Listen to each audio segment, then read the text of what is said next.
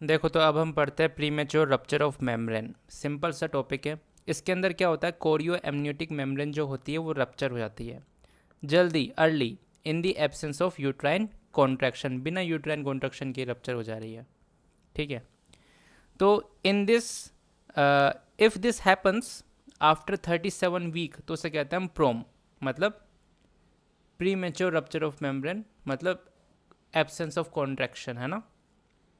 लेकिन अगर ये 37 वीक से पहले होता है तो उसे कहते हैं प्री टर्म प्रोम, मतलब पी प्रोम हो गया। इसके अलावा prolonged rupture of membrane, prolonged क्यों, अगर मोर देन 18 आवर है रप्चर को हुए और अभी तक डिलीवरी नहीं हुई तो उस कंडीशन को कहते हैं प्रोलॉन्ग्ड रप्चर ऑफ मेम्ब्रेन।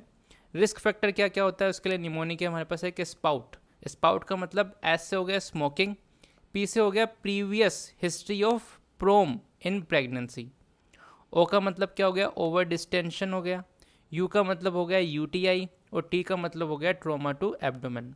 तो ये सब के सब क्या है, रिस्क फैक्टर्स हैं। डायग्नोसिस की बात करते हैं तो digital examination should be avoided due to increase risk of infection. Due to increase risk of infection digital examination should be avoided. पहली बात तो ये। स्पेकुलम एग्जामिनेशन करते हैं तो हमें रिवील होता है fluid in posterior vaginal fornix. Posterior vaginal fornix के अंदर हमको क्या देखने को मिलता है, फ्लूइड देखने को मिलता है। ठीक है। To check if this fluid is amniotic fluid, check करने के लिए हमारे पास एक होता है फर्न टेस्ट। तो फर्न टेस्ट पॉजिटिव होता है तो ये फर्न टेस्ट कुछ ऐसा दिखता है। इसी के जैसा मिलता जुलता क्या होता है, एक सर्वाइकल म्यूकस, उसके अंदर भी हमें इसी तरीके का पैटर्न दिखाई देता है। इसके अलावा एक नाइट्रोजन पेपर टेस्ट होता है। देखो जो एमनियोटिक फ्लूइड होता है वो एल्कलाइन होता है, मतलब पीएच जो होती है उसकी मोर देन 6 होती है। तो उस कंडीशन में क्या होता है, जो इंटैक्ट मेम्ब्रेन इस तरीके की होती है येलो येलो, लेकिन अगर एमनियोटिक फ्लूइड मौजूद है so this will lead to rupture membrane and it will be like this, मतलब ब्लू हो जाएगा।